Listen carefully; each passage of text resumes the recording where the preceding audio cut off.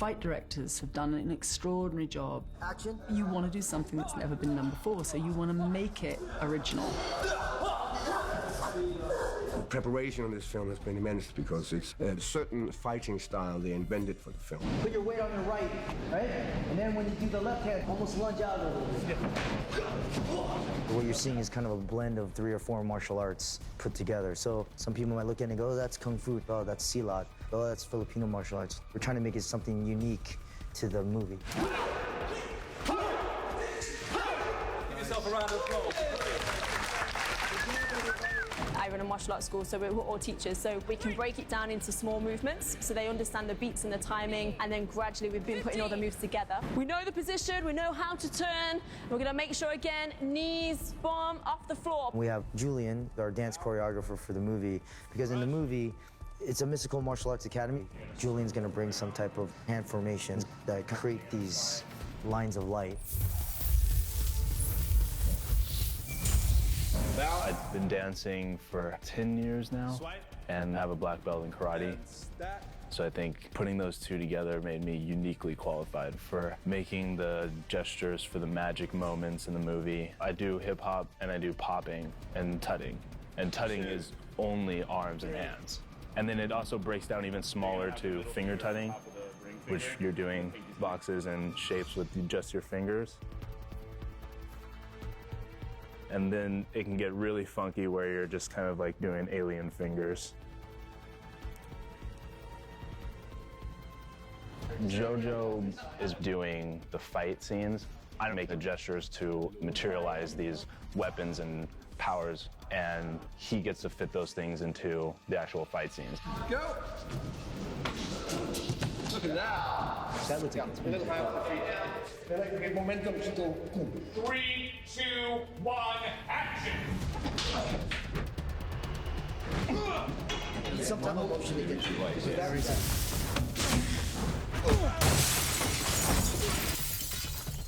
Benedict was shooting constantly and doing theater in the evening, so he squeezed the training in between. Benedict threw himself into this role, and he went through months of physical training even while he was on stage doing Hamlet to learn how to fight and how to move.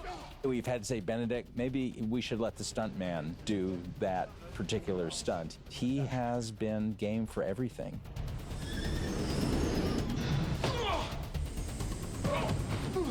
You have to be incredibly fit. I mean, I started working out for this film, not just to fill the suit, so to speak, but also just to be able to take knocks, to be able to do multiple takes of fight scenes over 5 days. Fight if your life depended on it! I've been whipped about 3 times with this sort of whip thing that Chiwetel and I had to play with in a fight training scene. Yeah, it's a great moment in the film in terms of the relationship of Mordo and Strange, where he's introducing him to all of the different fighting methods that they can use. Dr. Strange is also sort of fighting back, and so finding his own feet and sense of himself in this world. They're still master and pupil. Trust your teacher. But it's the first time that there is a sort of equivalency about them. There's a kind of dance to it. For me, there was this issue with the Ancient One, that the Ancient One is a complete mofo at doing all this stuff, but is super, super still and super serene while doing it. So that was quite a task.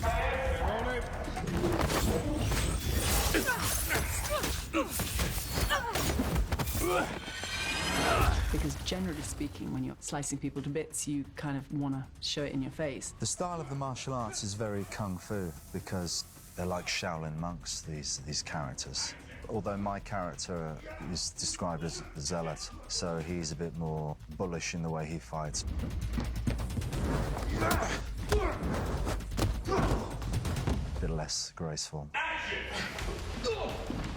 I've been hit in the face, I've been kicked in the stomach quite hard, I've been punched twice, I've tripped over the cape. That's not so superheroic, but very funny. 3, 2, 1, go.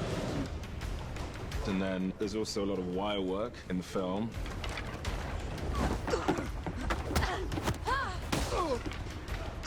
And it becomes very exciting and just a lot of fun, really. Stephen Broussard and Kevin Feige said, I've done more wire work on this than any other film that they've worked on. I get flung through a wall or suspended by a wire over a drop and then smashed into an asteroid in another dimension, flung off the edge of a building that's changing shape, or knocked over a balcony or smashed through a cabinet.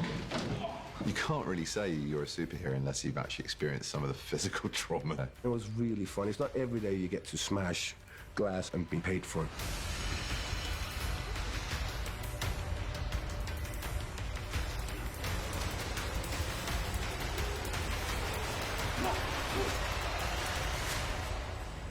Yeah, it's all good fun and games, isn't it?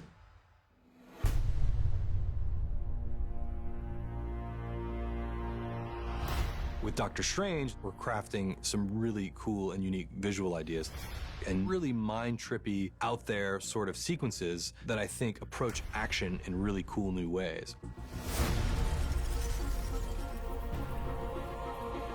We're dealing with other dimensions. We're dealing with other possible realities. We're dealing with magic. There's a lot of real-world live action in this film, but there's also the most extraordinary effects, and the importance of the environments and the action in those environments has never been richer. So I think it's a great cinematic ride. In terms of visual effects, there's things that haven't been seen before. The visuals are remarkable. We wanted to expand people's minds. Open your eye.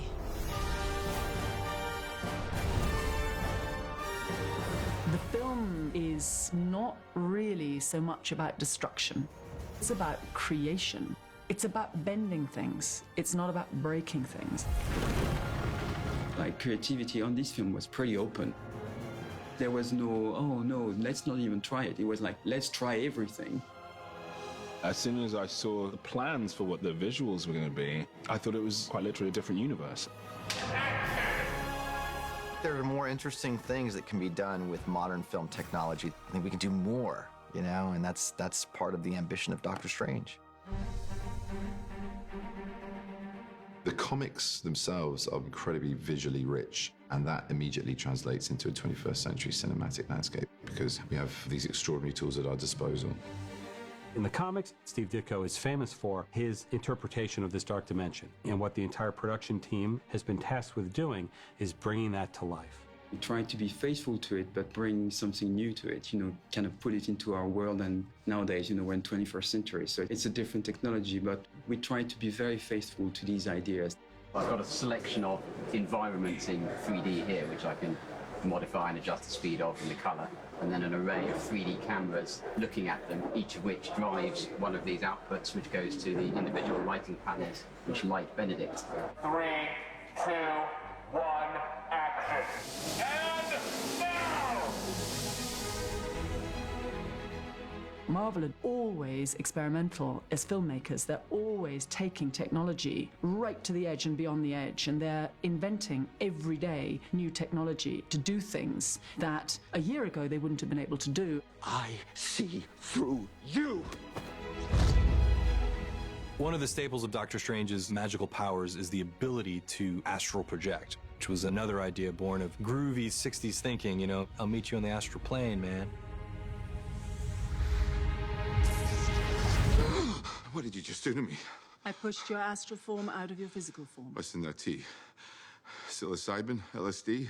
It's just tea. With a little honey. You're exiting your body and you're viewing something from an alternate dimension. So that was a big moment for us to figure out how we're going to do that. It'll start off often at Marvel in the Viz Dev department, and they'll come up with concepts. Previs is essentially moving storyboards. You actually can now get into what the shots are supposed to be like, how dynamic the moves are. That then gets handed off to a facility who will then begin testing that with moving footage.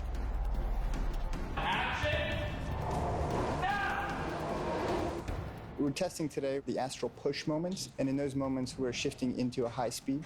So we're testing frame rates as well as camera speeds in order to do that.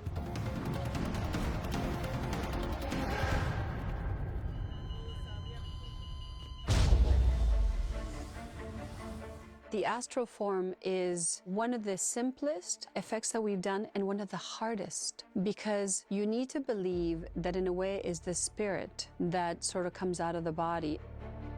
We all know what the body looks like, and we also know what a ghost looks like. And the idea was that we didn't want it to look like a ghost, and yet is ghostly. The main thing was in the way they can move and interact with the environment. When they fly very fast through the room, they can go through the walls, but then cling to the walls. Things are moving when they hit them. So that's not really ghost as we know them. By far, my favorite scene in the movie is with the Ancient One and Doctor Strange in the balcony of the hospital, where she's watching that moment of lightning. Look at me, stretching one moment out into 1,000, just so that I can watch the snow. We wanted the light to change in the room when this moment happens, so that you could feel that you're in a different dimension, but you wanted to stay connected. It's such a delicate balance. Dormammu dwells in the dark dimension, beyond time.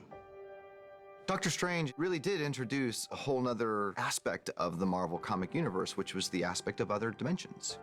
And it's fascinating because since that time, dimensional theory has advanced so much.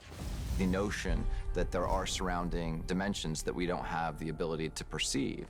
And we all liked the idea of taking the science of that very seriously and using that as a way into the Marvel Cinematic Universe. The dark dimension.